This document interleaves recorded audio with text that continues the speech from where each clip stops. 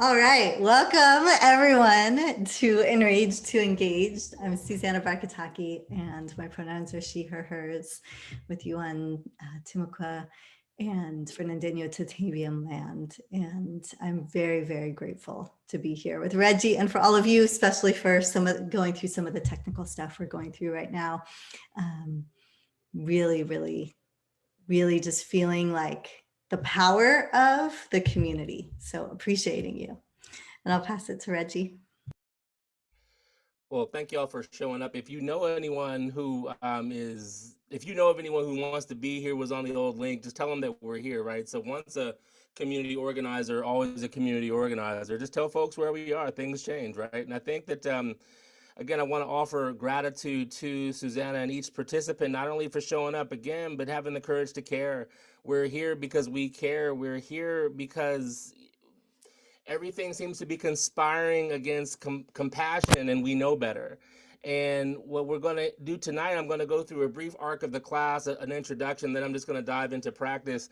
And then around the midpoint of our time together, we're going to hand it off to Susanna. But Susanna and I have been wanting to do a joint offering for some time. And it took form this way, and I believe that's truly a blessing. We've gone from the Mutual Admiration Society to now the Mutual Collaboration, Inspiration, and Activation Society.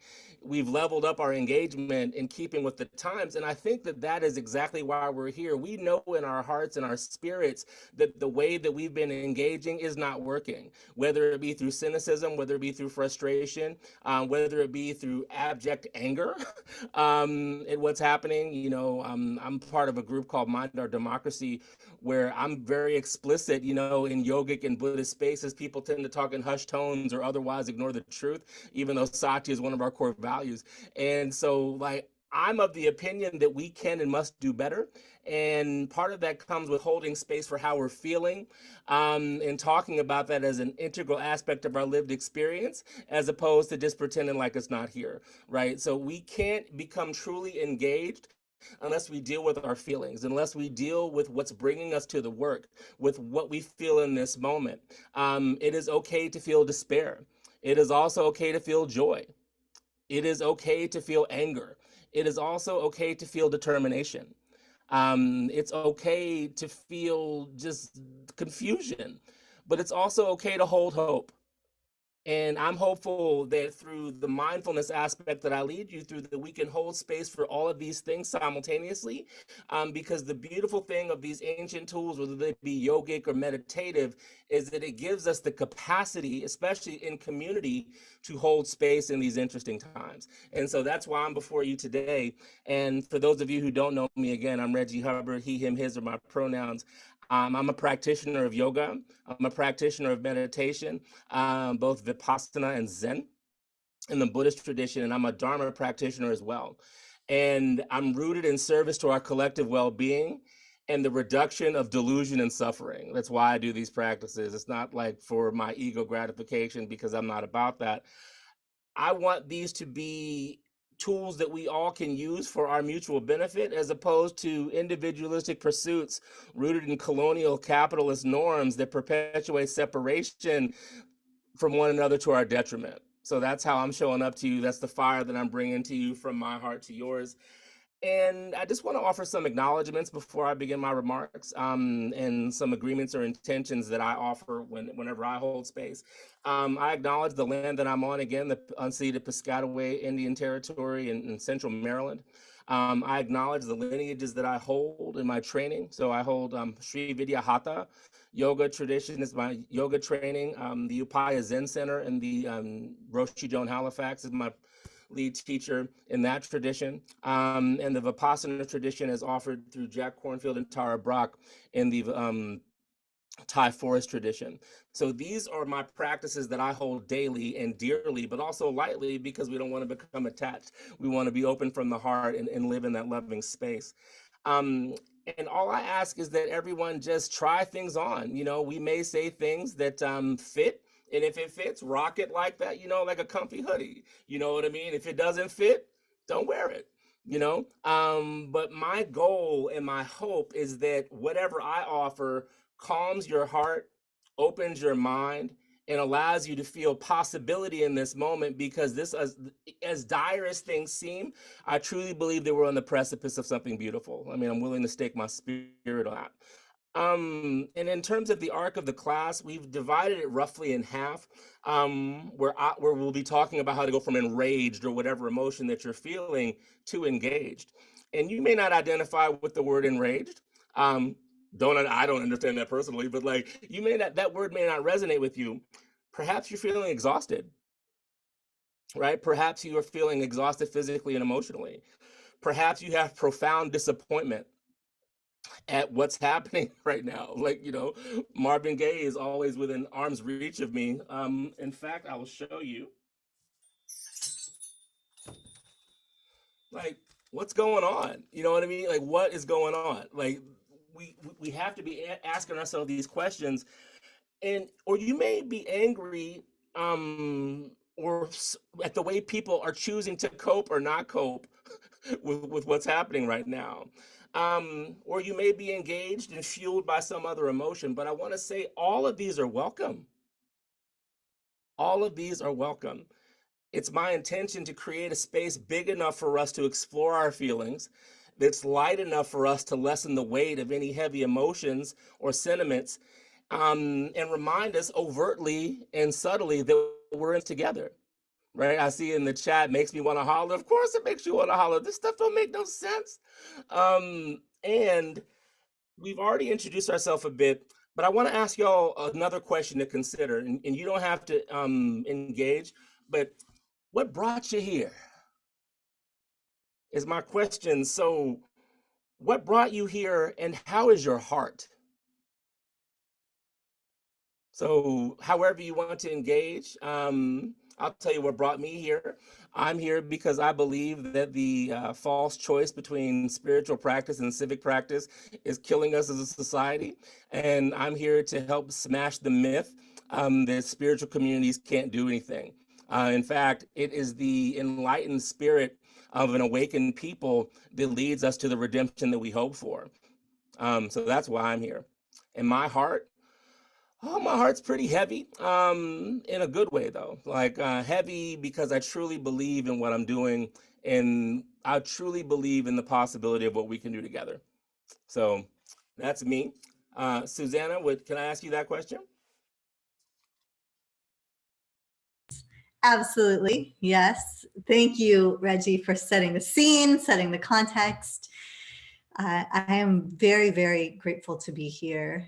And I am in this moment a little, like off my usual game. Like I have a cast. I broke my wrist a couple weeks ago. I'm feeling a little bit better, but not like my usual self. And so it's a great opportunity for me to practice, like literally embodying what I say all the time. If you can breathe, you can practice yoga. It's okay to have an injury. It's okay if you're not flexible. And it's like, right. Like every single person I meet, I saw someone today, they're like, oh, how are you going to teach? Are you taking a sabbatical? It's like, no, I'm practicing harder right now to hold it together. It's also coming up to the midterms. There's so many important, just like races, things to be aware of. And to be honest, it's a little overwhelming. I'm in that space of like, how do I gather all the information? How do I make the right choices on the, on the ballot that I can choose? And then where should I devote my time in terms of energy and impact on the ones that I won't be voting in, but can also help influence, say through phone banking or other ways.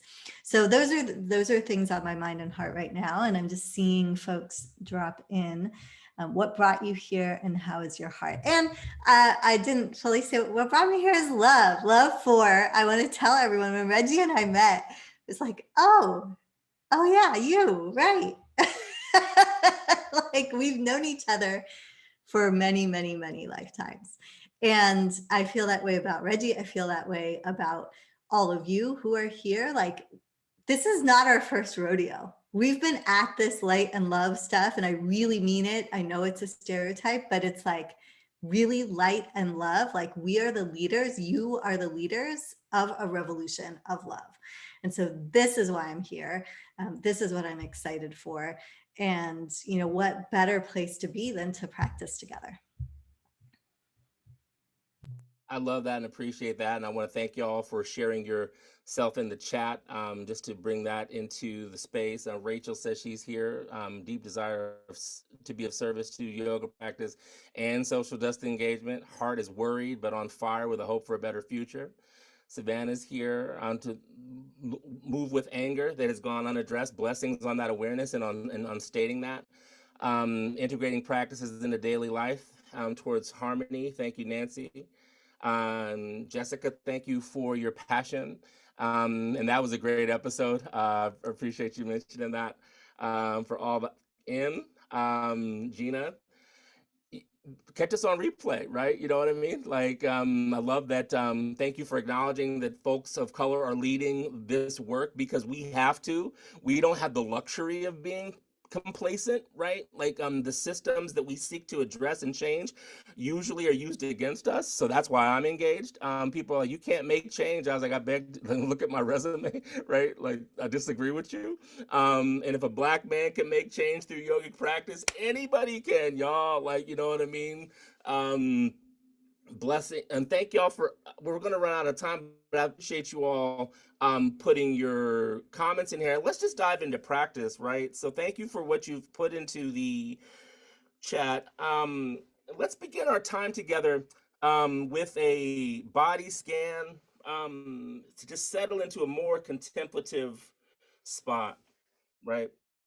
To become aware of how we are and how we're arriving, and to put some presence and awareness to what we both see readily and what may also just be below the surface, right? So again, assuming a posture that gives you dignity, space, and grace, inviting a sense of curiosity and compassion, and pausing any critique or cynicism for the moment. That'll be there in an hour.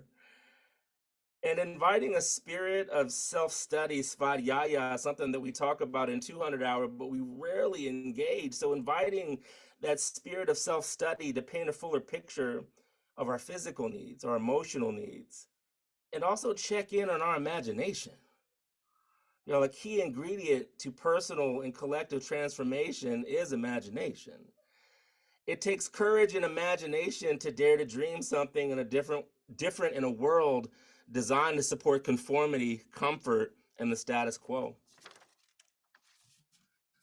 So in this moment, sense a deeper connection to yourself, sense a deeper connection to the collective, and find no separation among these connections, because all these live in the space of the heart. Scan the body to see where tension might be living, and either through an exhale, soften it willfully with the breath and the mind, or just ask a gentle question of like what might be ready to release. And let's just spend a moment together in this compassionate inquiry, allowing inhales to deepen your connection to groundedness, and exhales to release tension that's come to the surface.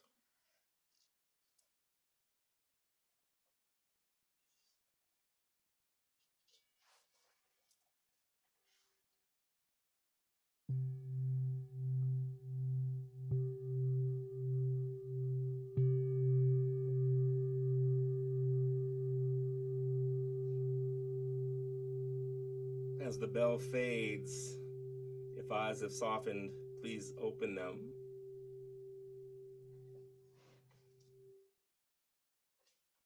And welcome yourself back in any way that you can, as soon as you want to. And again, because once an organizer, always an organizer, how did the meditation land with you, right? Has that simple moment of presence given you a little bit more space, right? When we sense overwhelm, the biggest gift we can give ourselves is space and time. So I'm hopeful that that meditation gave you that space and time to not only reflect on your why, but to get a gist or ingest what other people's whys were. And repeating a part of the meditation, thank you for the hearts. Yeah, for sure. I love this engagement. Everything is welcome here, y'all. Everything is welcome here. And this is what I want us to explore next, right? I want us to spend some time reflecting on the spectrum of what we're holding, right? The good and the bad. If it's even good or bad, but that's not this conversation, right? Right? Things that we perceive as good or bad. And because for me, this purposeful cultivation of the ability to see both has been the biggest blessing of my yogic and meditative practice, to hold space for joy and pain, sunshine and rain, and see value in both, right? And I'll also name y'all, I mean, this is some Captain Obvious stuff, so sorry, not sorry. Our political process is far from perfect. It is. But it's the system that we have. And it has been proven that when we organize and lead from powerful purpose, from loving service and fierce compassion, standing up for our values in the face of what seems daunting, things can and will change. You know, I've seen that in my life, like my lifetime and the lifetime of my ancestors. And I'm also of the belief, y'all, that we are alive in this season for a reason. Ain't no accidents, right? We are alive in this moment, as perilous as it may seem. We're the ones that we've been waiting for. And rather than that fall in your ears like a cliche, I want you to hear that with new ears. Like there in these practices that we offer, yogic and meditative, we come to realize that there are no accidents. So why not us? Why not our dreams? Why not right now? Yo, we survived the plague. And I'll be damned and darned and blessed if I'm gonna go back to what once was. That doesn't exist anymore. So part of the thing that enlivens my heart in this moment is the chance to reimagine, like the chance to recreate and use the fuel that my rage has given me to reimagine and like inspire people to do new things. Right? 2 years ago, I wasn't teaching anything. I wasn't teaching yoga. I was a hardcore practitioner, you know, in the back of like yoga studios because there wasn't really a place for anyone who looked like me. The pandemic showed me that speaking from the heart when it's time for dharma, your truth, the spirit is just like, okay, here you go. So why can't we speak our dreams now in addition to our anger? And that's what I want us to explore. So what I want you to do over the next few moments, please, lovingly, is write down something that both upsets you or you're afraid of in this moment, and something that you're joyful about in this moment. Because both can exist in the same place, right? So I'll put that in the chat. What are you upset about, afraid of now? What are you excited about?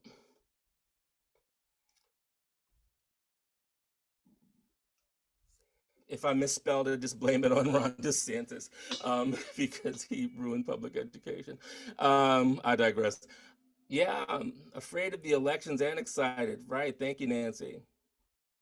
And I'll tell you, for me, I'm afraid of complacency, right? I'm afraid that people have given up already when we have all the power, we've ceded our power, right? So I'm like, like it's not that I'm afraid of that. It kind of, it's on the top of my mind.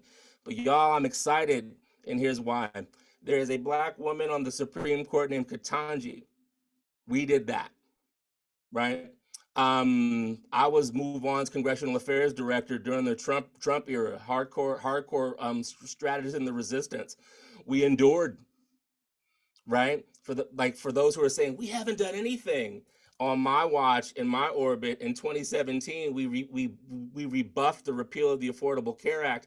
In 2018, we flipped the House of Representatives. In 2019, we impeached somebody. In 2020, we removed him. In 2021, we inaugurated the first South Asian and Black female. I mean, you know, where do y'all want to go?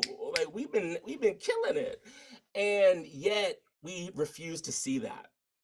So in the midst of the cynicism of our moment, I just wanted to offer the things that we've been a part of as a movement from my point of view. So keep that in mind. And if anyone else has anything else they want to share about what they're afraid of or excited for, we're here for that.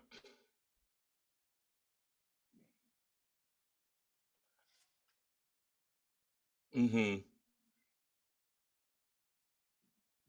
Thank you, Mickey. Thank you, Amanda. And I'm just going to read out some of the things Yeah. folks are saying. Amanda said, I'm upset about super harmful Florida legislation related to work I do with youth mental health. And I'm excited about youth because this generation gives me hope. Me too, for both. Mickey, I'm upset about the lack of action around climate change. I'm excited about building my network and community. Megan, excited to create the world we need together. Sharon, afraid of not sharing my knowledge, skills with as many people as possible. Yes. Rachel, I'm afraid and upset by the continued removal of human rights and bodily autonomy. Excited about conversations like this that show the opportunity and evidence for big change. And please keep your answers coming. No issue too small, too large, no frustration is barred. All of it is welcome. The frustrations, the worried, the angry, the excited. Susanna, what do you have? Like what are you holding in this moment? What are you excited for, and upset by, afraid of? Yeah, I'm really being just like so angered by the anti-trans legislation that's happening in many, many states. And yeah, it's like maddening and frustrating and terrifying. I see it as all connected with the control on our bodies and our minds. And I'm excited. I'm honestly really excited about like the yoga vote, like how we are organizing and how there's so like, I've been at this for a while, right? Like almost Hmm. 20 years. There was no 20's one counting. talking about politics in yoga spaces. It That's was crazy. literally like they were two separate worlds. And so the fact that we're here, that there's 40 people live, that, maybe there's going to be hundreds who watch us, thousands, right? And who in their own way are going to make change and create impact because these tools work. Like they literally are tools of social change. That is really exciting to me. Well, I appreciate you naming that because I'm kind of a newcomer onto the scene, yoga scene, but I've been in the activist game for 25 years. And so to me, like I've been like raised in heaven and hell for quite some time. And so like I remember when I first joined the yoga space, people were like, you need to worry about so and so. I was like, so and so needs to know I cut my teeth on presidential campaigns in Capitol Hill. They need to worry about me. I ain't scared of y'all. You know what I mean? Like, you know what I mean? I was placed here. Like, they told me to be here, and like I listen to them, I don't listen to you. But thank you for that, and thank y'all also for the rest of the shares and just the beauty. Look at the beauty of what we're talking about. It's a both and. Yoga is, we talk about this in cliche, but again, hear this with new ears. It's about union. Like we can be upset and excited at the same time.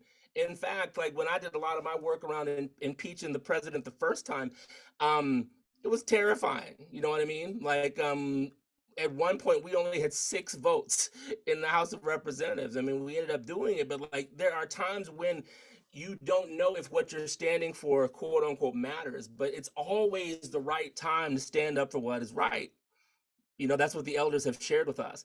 And it's always time to lean into hope is what allows fear to shrink.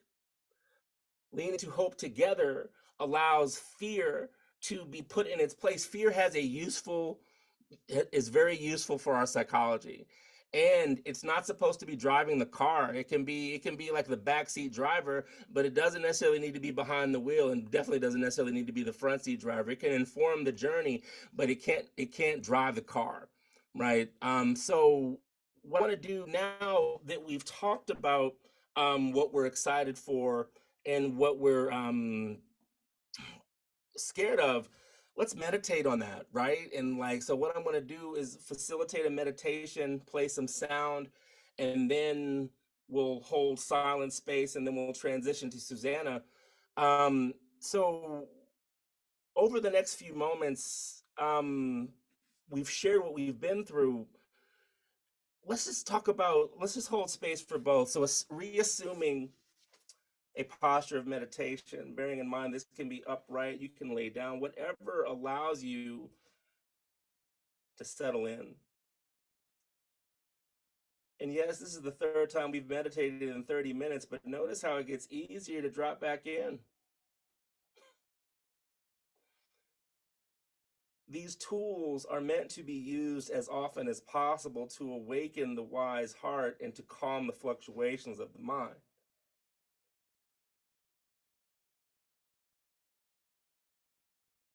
So seeing if in this moment you can get back to some level of equanimity or at least just balance. Noticing what has shifted in the body energetically. Noticing perhaps if hearing us talk about hope gave you some butterflies about what we're doing right now.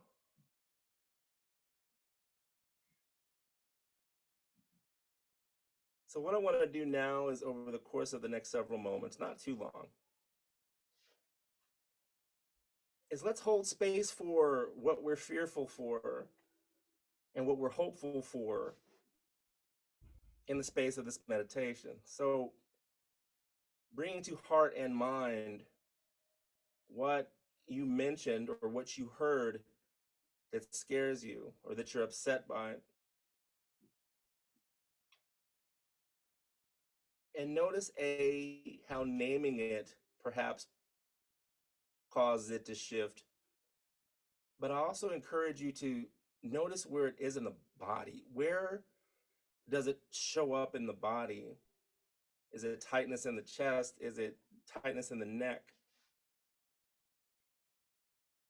And as you are aware of where this lands in the body,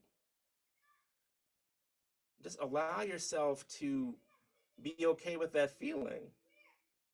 Like I said, it's okay to not be okay right now.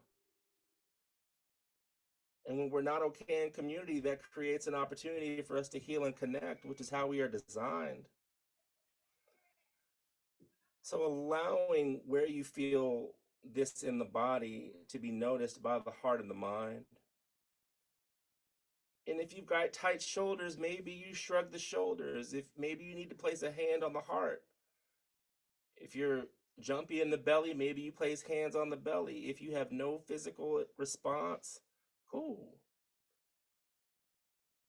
But bringing compassionate, tender awareness and reminding yourself it's okay not to be okay. We've been through a lot over the past lifetime, but specifically the past 6 years have been wild. So allowing yourself to feel what you feel and investigating not only where it is in the body, but how might you create a sense of softness around that?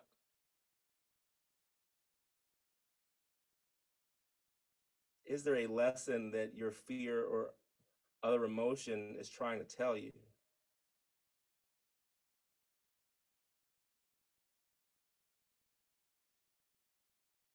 And then nurture the resolution that you found.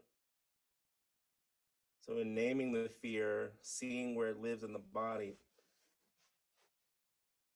nurture the space to hold your fear or anger with softer hands, metaphorically.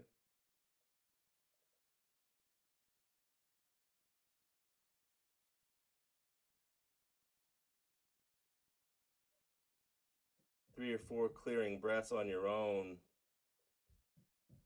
reflecting on the journey that you've been through with holding space for what gives you a bit of an emotional response.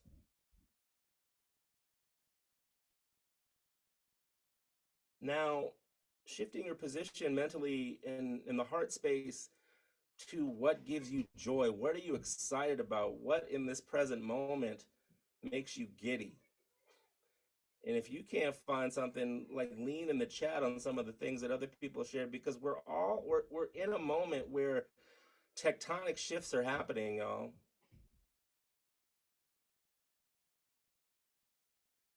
mean, regardless of one's politics, there is a non-white prime minister in the United Kingdom right now. What? Right? Things are shifting, and so like, and they're shifting at a rate where we must at least be foolish enough to believe in it, or else we miss the opportunity to reimagine and do something about it while the winds of change are at our back. So when you bring to heart and mind the thing that inspires you, how does that feel in the body? Where do you feel it? So recognize and allow that feeling to be fully in your awareness. And then investigate it in the same way that you investigated the fear, the sadness, or the anger. So this joy, where do you feel it in the body? And maybe you shrug the shoulders on some good stuff, right? Maybe you just give yourself some fist, but like, how does this joy feel? Maybe it's scary. Maybe it's exhilarating. Maybe it's both.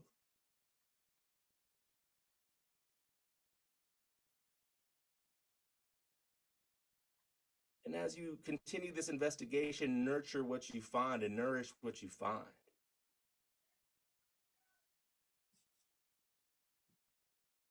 Perhaps you found in this meditation that the heart and the mind have more capacity than you thought. Perhaps you found another reason to smile. Perhaps your load has been lightened by naming your fear. But just notice what you notice. And then I'll play some sound for about 3 minutes. Allow the sound to nurture whatever has come up. And allow yourself to be ground in whatever you feel.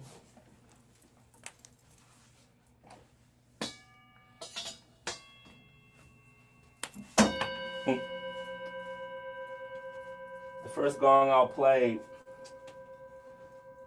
is a deeper gong. It's called Lunar Flare. Since tonight is the new moon and it's the first day after the celebration of Diwali, the lunar flare represents the return of the light. So on the new moon, it's the start of a new lunar phase. It means the light will come back to the face of the moon for our perception. So even in this dark moment, perhaps you can hear a little bit of light.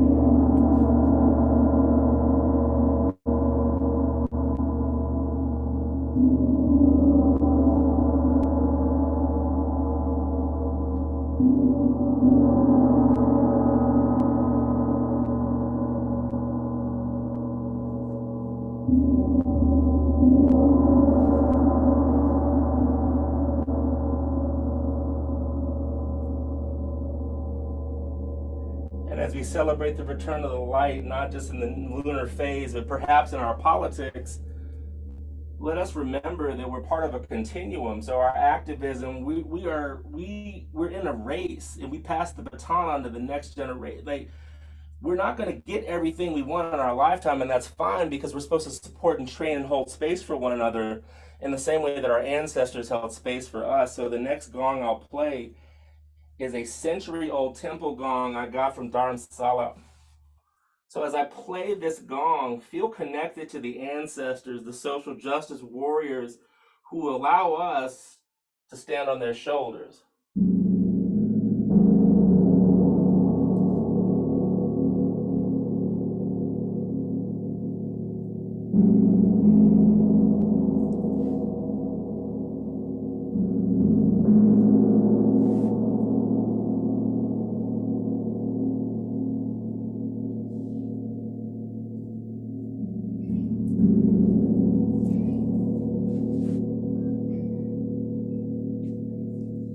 Last note I'll play is the note of the heart. So allow this note, F, to keep your heart open. The most revolutionary thing you can do in times where hate is rising is to love harder. So feel the heart open as this note is played.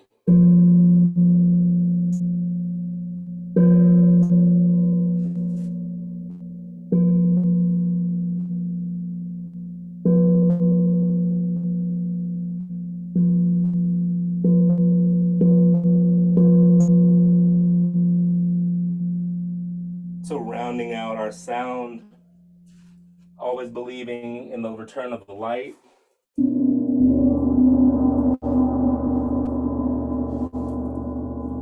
Trusting the wisdom of the ancestors.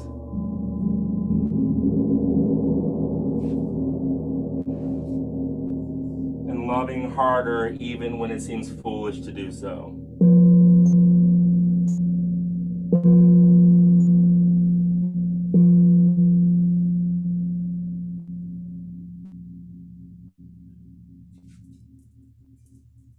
One moment of silent contemplation, rounding out your experience on your own.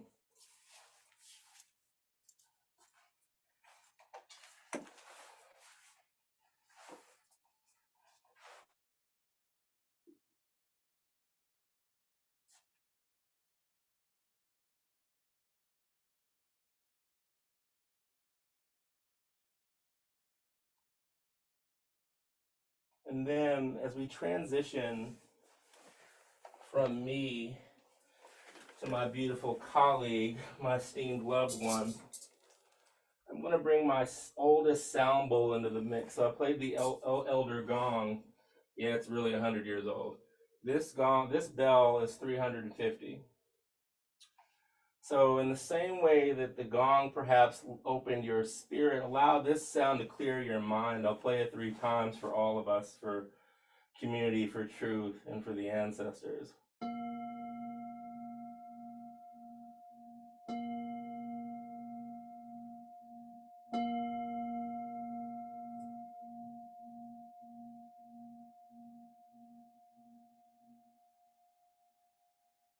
Lowering head towards heart.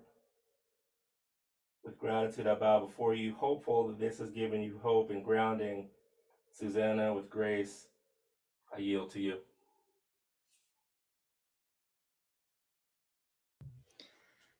Om Shanti Shanti Shanti and Om Shakti Shakti Shakti. Just feeling the peace and the power from those sounds. Wow. So grateful, Reggie. So grateful. Wow. As I look out my window, the sun is setting, connecting to the elements. It's this beautiful paradox of like, everything is beautiful just as it is, and everything needs absolute transformation. And so I'm going to guide us through a really, hopefully a focused process of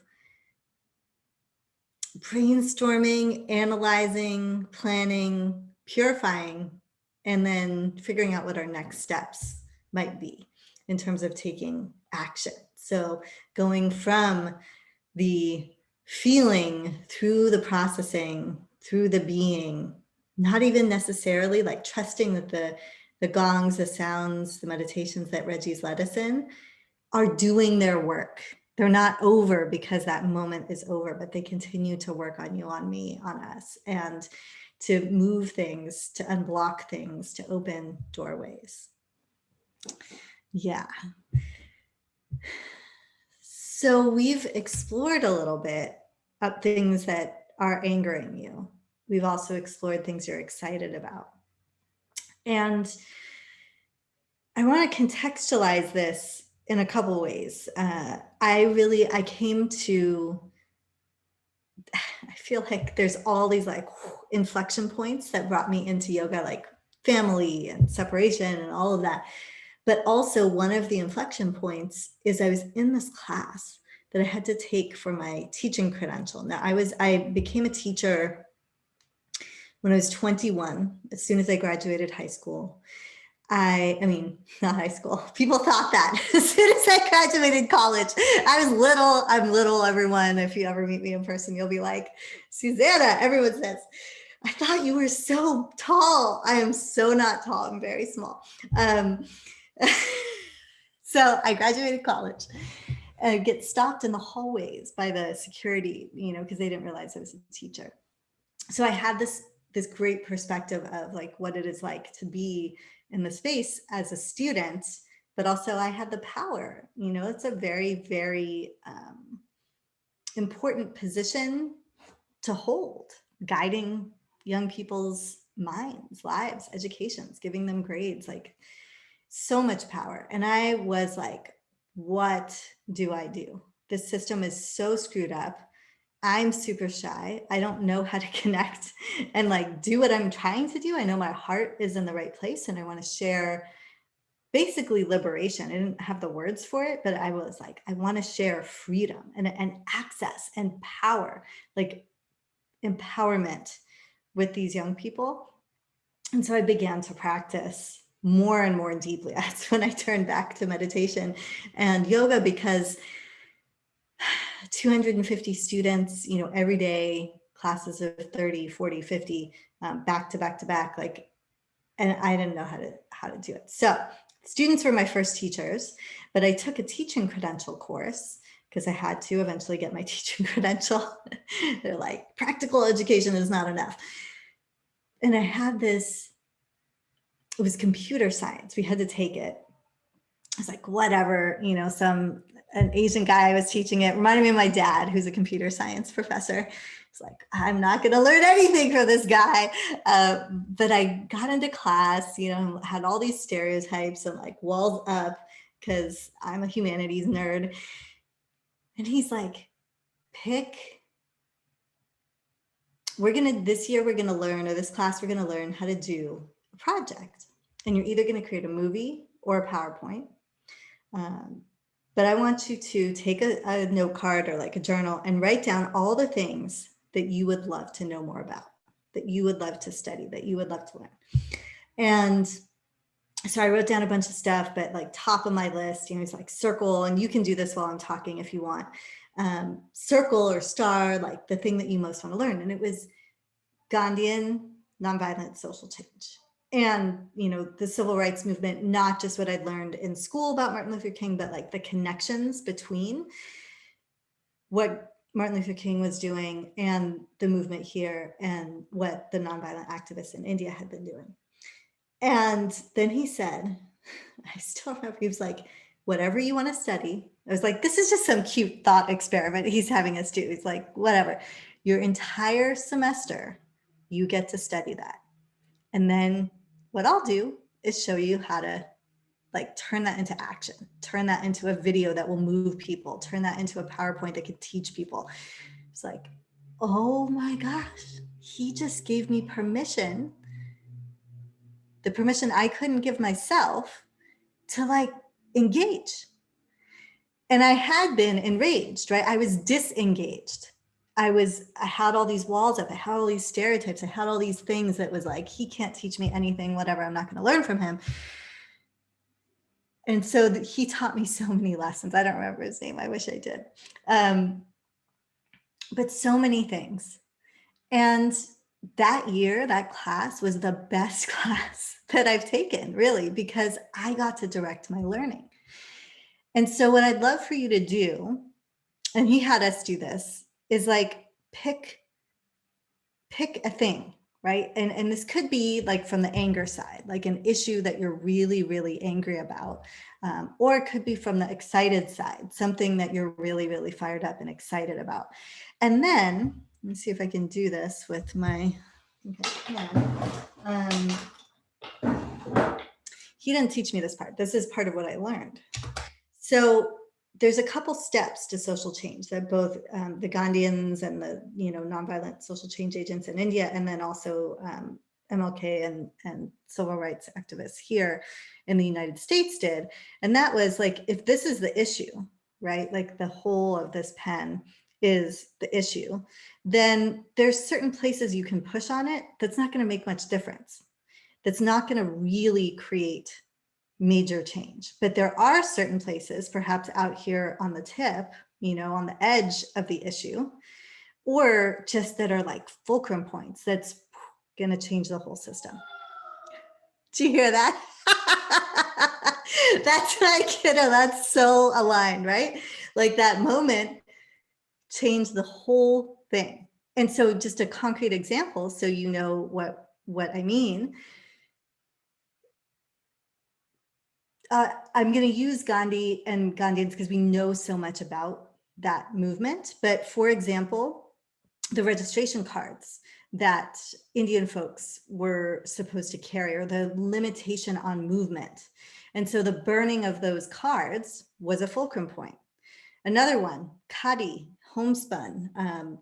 What happened was the British, and it's so funny. I feel like you brought up Rishi Sunak. It's like his politics are terrible, but imagine what like Bhagat Singh, you know, all of these leaders like and teachers that were agitating for their own humanity to be seen would think about an Indian in the House of Parliament. Like it's like how a PM, like wow.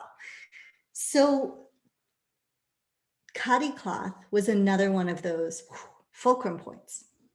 Cotton was farmed, grown by Indians. The British would take it, transport it over to England, turn it into, you know, undergarments that were comfortable, bring it back to India and sell it at 10 times the cost.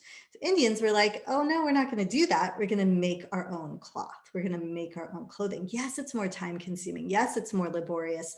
But what they learned is there's a swaraj, a self-rule in the action, in the creation. They found the liberation, not just from what they were wearing, but from that kind of sovereignty. And so a current day or more recent example would be, I was working as a teacher, right? School to prison pipeline was a huge issue. And a lot of my students were getting caught up in it. Now, that was something I was fighting on multiple levels, and I was going to the court, you know, writing letters, going to the court cases of my students who maybe they were working the night before, and so they were late to school. Maybe their parents' car broke down. Maybe they missed the bus, right? And they would get a truancy ticket, come into my second period, miss, I got stopped by the police. Now I have this ticket. I don't know how my parents are going to pay. And all of a sudden, they're caught up in the system. So wrong, right? Like a whole system that's impacting particularly Black and brown young men, but youth in general. And I realized this is not changing. Like I'm helping 1 or 2 or 3, you know, 5, 10, 20, whatever of my students, but it's not changing a system. What we need is a fulcrum, a point to hit on that and change it. And so we organized in 3 different schools, had students speak, had teachers speak, and were able to basically get truancy tickets decriminalized. So students would just get a warning, a notification to their families, but they wouldn't get a financial penalty or get involved with the criminal justice system. That took 2 years of organizing. So it's also, right, like, but it was the thing that changed, and that has impacted probably thousands, hundreds of thousands of young people because we were able to make that change. So for your issue, you may not know what it is yet. You may not know quite what that fulcrum point is. You might have an idea. And I just want to pause because I've told some stories and see, does anyone know what their issue is or have some thoughts or questions about what your fulcrum point might be? So maybe type in the chat if you know your issue.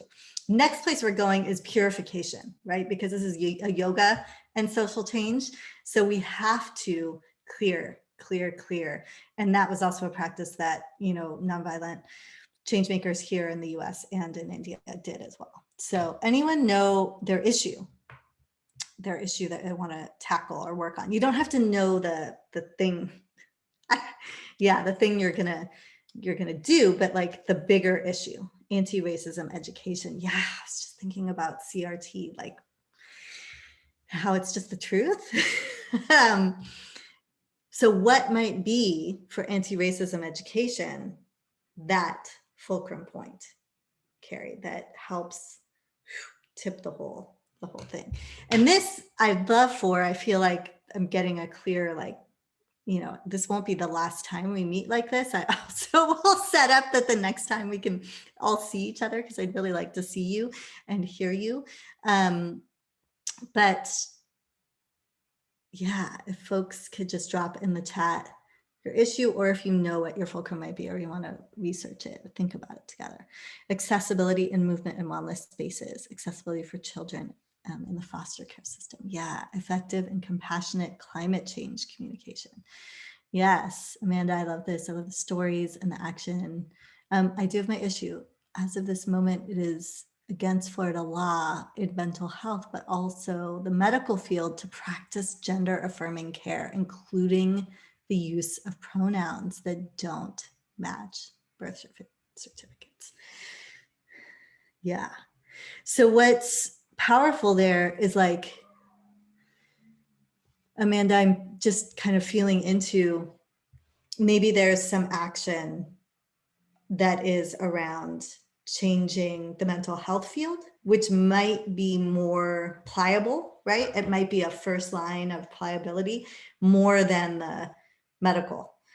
Or maybe it's different. I don't know. You would know, but looking for, so steps, the very first step is negotiation.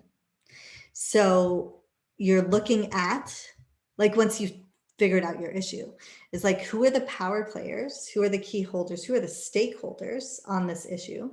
And who can I talk to? So that might be like other mental health professionals, maybe medical professionals, might be legislators, right? There's leaders, nonprofits, and getting in communication. So after you negotiate, and I'm just looking. Yeah, so much.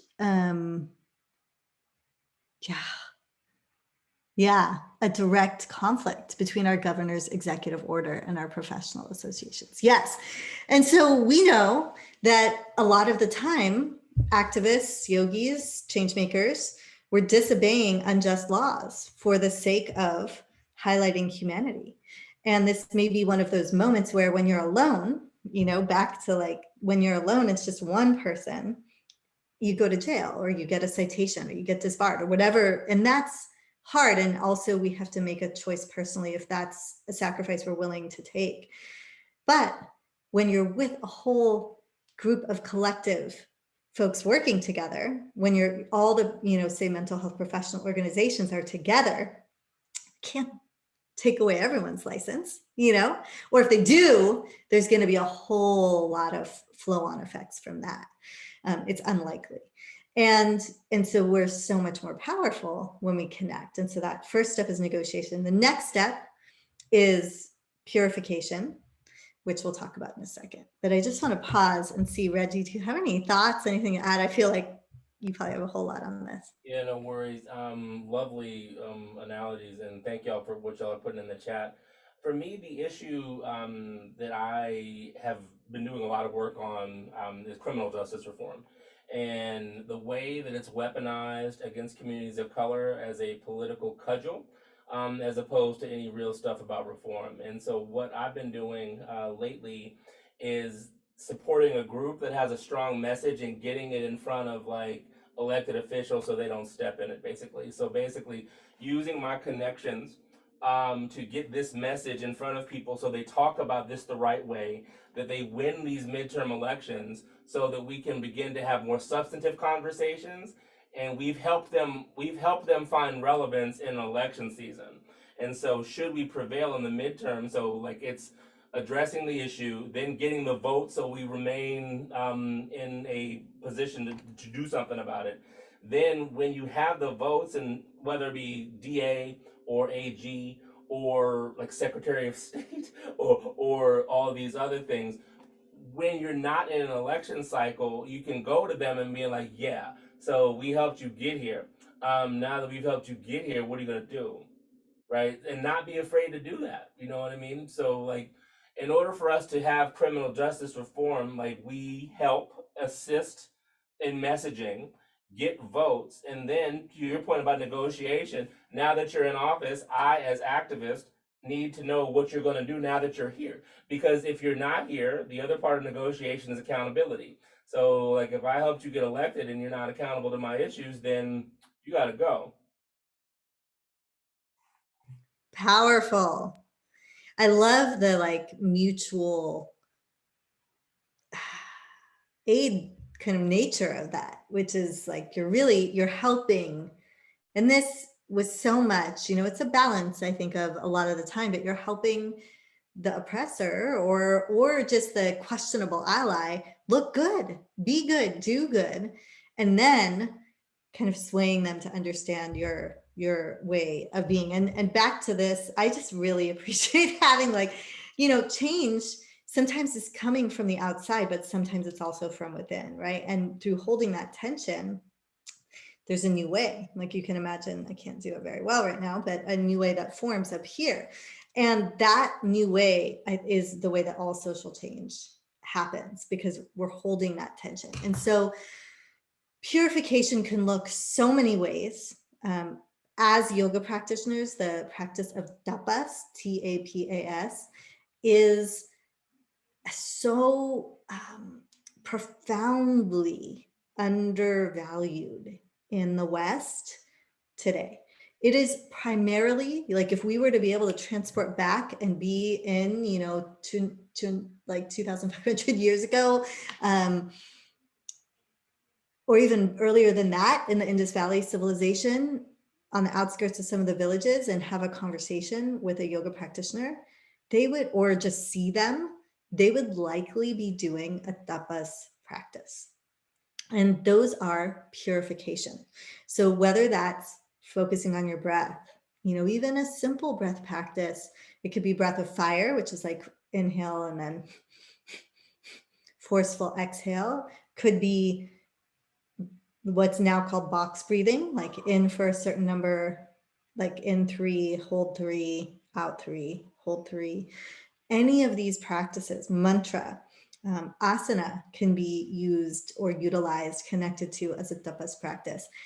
But purification, and the heart of this, I would say, was described to Krishna, by Krishna to Arjuna in the Bhagavad Gita, when he says, do every action you must do, right? Like on this, like we have to change these things.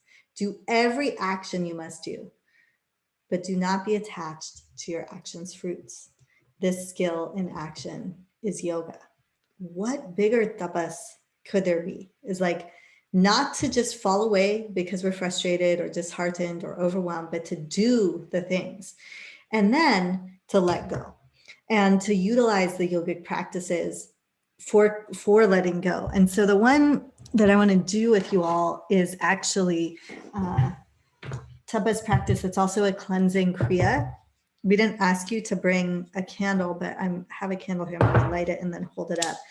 And there's 2 ways to do this. So you can look at my candle if you happen to have a light or something near you, but you're gazing at that flame. Let me see if I can get it. Yeah, so you're gazing at the light. And you can look at the light. Nice, Reggie. You can look at the light directly, blinking, or thank you. I like Reggie's even more. You can actually see the candle. So I'm going to put mine down. And you can blink, or you can look at the candle flame and not blink. If you don't blink, your eyes will start to maybe sting a little bit and water. This is why it's a cleansing kriya. But either way, as you gaze at that flame, there might be a softening of the jaw, softening of the shoulders, a connection to that which is eternal. Is this the same flame as the flame that I have in my candle, or you might have where you are? The same flame that was lit thousands of years ago? Is it different?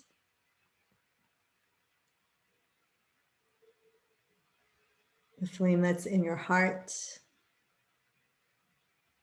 in your mind, and your synapses as they fire and you make connections.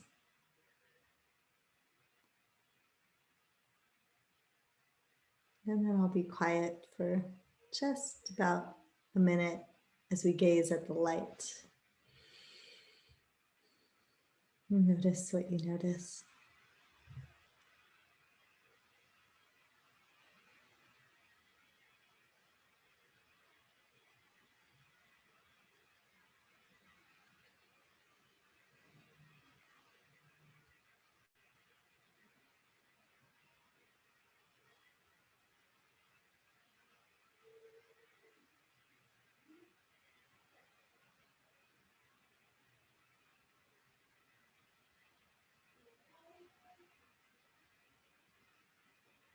And if your eyes are tearing, relating to the salt, to the water that goes with the fire, the elements in you and all around you. And then take a moment to notice your state. Has it changed in any way? It's a very powerful practice of purification. Literal tears. Thank you so much, Reggie. We didn't plan that, and that was beautiful. Tratak, or candle gazing, is actually a rasayana. That means it's a practice of calming. It's one that you can do at night before you go to bed, particularly those of us that are on our phones or doing a lot of work on blue screens. You can gaze at a candle 1 to 5 minutes before bed, and it'll really help. I don't know if anyone noticed. You can drop in the chat what you noticed. Like, my mind kind of like dropped into my body in a new way, just from that practice. And I wasn't looking at this candle in front of me. I was looking, like probably many of you, at the candle Reggie was holding on the screen. So it transcends time, space, place. These practices are so powerful. So that practice might work for you. Maybe not. Maybe you have other purification practices. I'd love to hear. For me, one of my big ones is big body movement. I love to work out, love to dance, to move my body, to run, to exercise. That helps me purify. That helps me move frustration and anger, and helps me get ready for the next step, which is action. Or direct action. So yeah, sound. So if you have other purification practices, I'm going to drop I simplified them. There's more, but for our purpose today, we're going to just go with our 3 steps. Negotiation, connection, right? Building kind of your community, knowing who's the constituents, purification in all the ways, and then action, direct action. So because of the time, I'm going to just invite you to drop your purification practices, because we want to resource one another, and then talk a little bit about action.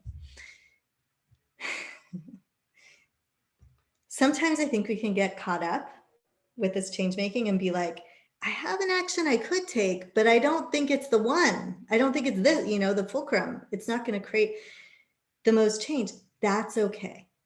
As part of our change making work, so important to unpack perfectionism and to just take that next step, whatever the next step is for you in this moment.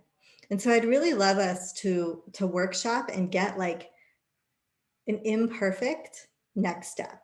This could be self-education. This could be learning more. Like for me with what's on the ballot in LA for the midterms, right? Like I haven't had time. I have had all these unexpected things happen that makes everything slower. And so I haven't educated myself yet. I'm going to go and look. My action, my imperfect, simple action is to go and look for a voter resource guide from, luckily I live in a city that's big enough that people make them. And so I'll be able to find, hopefully, or do the research myself, guides about which way to vote on different things. But to literally take the half hour, 2 hours, whatever it is, to do it, that is my imperfect action. So it could be education, it could be, a step, right, on that process. Reggie, passing it to you. And then I want to invite other folks to drop their. Yeah, thank you for that. I just want to also offer that, like, the action of taking time in sangha and kula and community is purification, right? It's reconnecting you with with like the collective we, getting you out of the individualistic, getting you back into like the collective, which is purification and the death of the ego, right? Like, so I would offer that coming together in community is also a purification practice for those of you who are like, I haven't done anything. You being here or you tuning in is a purification practice, because you're seeking to engage on behalf of all. In Buddhist practice, we talk about, may the merit of our practice yield benefit for all communities and alleviate suffering for those who cross our path. That is a purification process, like seeking to offer from your abundance to another, is a purification process. And direct action for me has been doing stuff like this, like recognizing the gifts I've been given of this big mouth, like this wicked smart brain, and just like humility, and just creating conditions for people to not feel lost, so that we all can take. So inspire, like I said, we want the mutual admiration society to inspiration, activation, collaboration society. So that activation, that karma, not like the action, like is what I'm about. So that's my direct action, is like stimulating inspiration in people so we can all have our own revolution and transformation. Yes. Carrie, my imperfect action is actually showing up to teach my intercultural communication class tomorrow. I'm not really sure it's the perfect action to actually make a giant change, but showing up to try again is a small step. Yes. Supporting you in that. Wow. Satya, right? Like deep listening, loving speech. Sometimes it's in those moments of like, I don't even know how I'm doing this or what I'm doing, but just showing up is like you did it. So really appreciating you and celebrating you. And let's celebrate each other in the chat. Thank you, Reggie. Small steps over time for the journey. So any other small steps, or anyone who's like, I don't really know, I'd love some thoughts. I want some advice or questions. Do you have the raise hand function? Let me just make sure folks do, where if you want to, yeah, you do. Okay. So you can raise your hand if you want us to bring you on so you can speak to us. I'd love to hear from one of you if you want to share. Especially if you're like, I have no idea, I feel really stuck, I really care about this thing, but I don't know what to do next.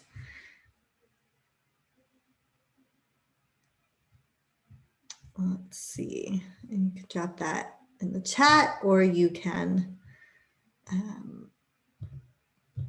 raise your hand.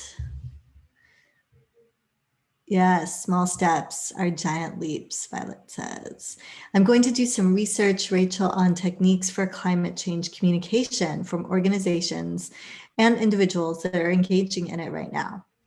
Finding ways to make connections with people and open their eyes to the urgency of the issue without creating more division. Yes, Rachel, I love that you brought up like researching techniques. The beautiful thing about a lot of the things we're passionate about is we're not probably the first that is passionate. And so there's other orgs that have been doing this work. And some of it for me is like, that's part of that step one, is like, who are the allies, who are the people in the space that have been doing this work, who I can listen to and learn from and support and like uplift and promote. And that can be so comforting. Now, of course, it can also be challenging because you might engage with an organization and realize, oh, they're great on environmental justice, but racial justice, not so much, you know? And then it's like, you have those challenges of, do I help educate? Do I stay? Do I leave? But that's all part of that change, right? And so connecting with other orgs. Thank you, Rachel. Violet, Asmara Tafari, working through the start of writing a rituals booklet for artists to journey through self-healing, going to read out prompts. Yes, I love this and I want your booklet. How can we support you? I would love to know, to share it, to use it when it's ready. So thank you. And thank you for reminding us, like, this can be super fun, creative, expressive. Amanda, I'm going to keep showing up and keep affirming the identities of the youth I serve despite the risks. Oof. And I'm going to attempt to organize with others doing the same, but I'm honestly not sure what that looks like. Yeah. Yeah, Amanda, I hear you. And maybe you won't know just yet, but it will come. So I was a different moment, but I just want to share quickly that during the Iraq War, I was supporting students' right to freedom of speech. And I almost got fired under a like really draconian anti-communist act. And out of nowhere showed up the ACLU to say, through a friend, to say, Mr. Principal Alwiner, you can govern the time, place, and manner of students' gatherings and political statements, but you cannot deny them the right to organize. And so you cannot fire the couple teachers that were supporting the students. Some of the most incredibly challenging moments of that early career for me was when I was like, I may lose my job, but I'm going to do this anyway. Doesn't always work that way. People do lose their jobs and they do suffer, right? There were other things that promotions I didn't get. There were other very real impacts. And it's like, who are the helpers? Looking for those connections and those helpers. So the ACLU, for example, in where you are, might be a really great resource because there are protections in place for you, despite the unjust laws or edicts that are coming down. Reggie. Yeah, I was just gonna say, Amanda, it's beautiful to not know what it looks like next. My teaching practice is part and parcel of that. Like I said, 2 years ago, I wasn't teaching at all. And I sent out this email on the 4th of April, 2020. It was like, hey, I might teach this class. Would anyone show up? Active Peace was born. And I didn't plan on having like monogram stuff, teaching members of Congress, all this. I had no idea it was gonna look like me joining forces with like my soul sibling, and then like rendering gongs through like this souped up mic. I didn't know that, but I just stepped forward, timidly 2 years ago and offered a Zoom class. And to Susanna's point about the Bhagavad Gita, like Spirit was like, okay, all right, here we go. What I mean? You're stepping forward. We support you. So she stepped forward. ACLU showed up. You know what I mean? And the most famous moment of my activist career, our loved one, Rashida Tlaib, said, impeach the MF. And it happened. You know what I mean? Of course, there were other things involved in that, but I was the producer of the show where Rashida said, impeach the MF. And I just wanted to throw a dope party to support brown women. Right? Like, I didn't know that we were going to like melt the internet, right? Like, but when you take those steps forward, you are rewarded. Like, you just have to trust that it'll happen. And like I said, like, if I'm able to tell you these stories, there's no, if I can do it, anybody can do it. And I believe that. And if you are afraid of it, holler at me and I'll help you. Because that's the other thing I'll say too. Like, unlike most teachers of whatever profile I may or may not have, I'm an organizer. So like, however I can be of service to you in your healing and liberation, I'm about that, right? So holler at me, email, social, whatever. We got you. I love this, Reggie. Yes. And again, like, I realized the other day, I was like, oh, people look at me and they now think like I'm the, business, but like I am just a regular brown woman who's not that flexible, right? Like I think I'm pretty sharp, but there's no good reason other than just passion and hard work that I do all the stuff that I do, right? And a deep commitment to learning and doing better and growing. And so I hope as we close, because I know we're at time, as we come to a close, that whether you wrote your next steps in the chat or you're still like kind of ruminating on them, there is no step too small and there's no step too imperfect. And we can keep supporting one another. So maybe we can pick a time, because I don't know if we can do it right now, but I feel like for the folks here and the momentum that we have, it might be helpful, Reggie, if we want to pick a time that we can gather again, and then I can send that out and in the follow-up, so we can continue just resourcing one another, checking in on how our steps went, you know, and if you didn't take them, it's totally fine. You're always welcome to show up and start again. And then after, maybe we don't have to pick a time right now, but we can just say, but I'll email you all the recording, so you'll have that, and then we'll figure out a time for the future. Two things I'd like to offer. One, deep gratitude again for the chance to be in community and of service. And I love that we've named that this ain't just a one-off, you know what I mean? Like we're using the energy of the electoral cycle to catalyze our engagement, but like to actualize the dreams of justice and the world that we want to create. That happens after November 8th, you know what I mean? So like 2 Tuesdays from now is very important, and so is the day after that, and the day after that. And so as we resource one another, like I'm hopeful that the paradigm that we brought forth, like honoring your feelings and then talking about specific practices in community about how to make that happen, like that's all we're trying to do here, right? You know what I mean? Like I will die on the hill of like smashing the false choice between spiritual practice and civic engagement. Like that is a false choice rooted in colonialism and comfort that is not in keeping with any of the practices that I believe in.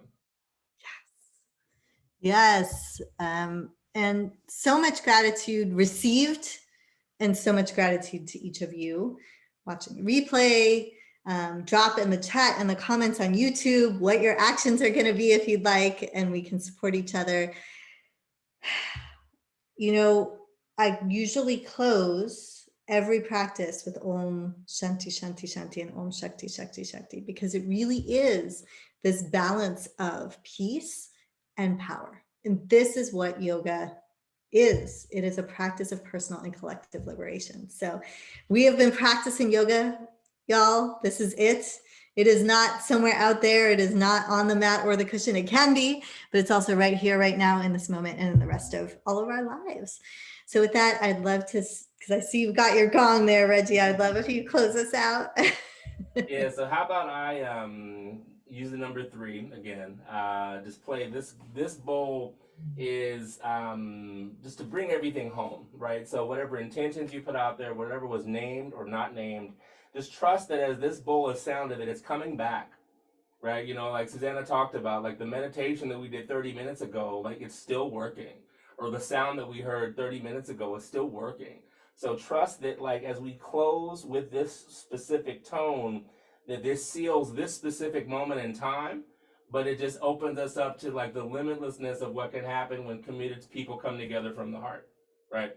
So with 3 tolls, I will toss it back to you, and you can give us our mantra.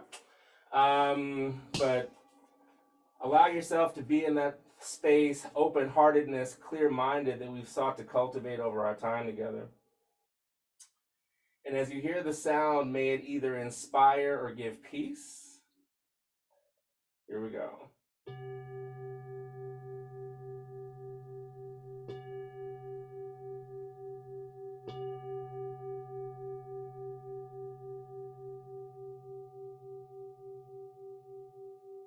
Dear one, back to you.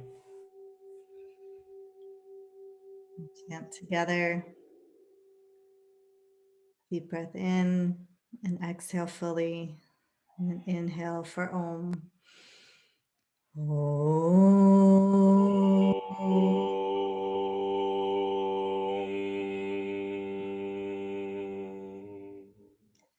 Om Shanti Shanti Shanti. Om Shakti Shakti Shakti. Peace, peace, peace, and power, power, power.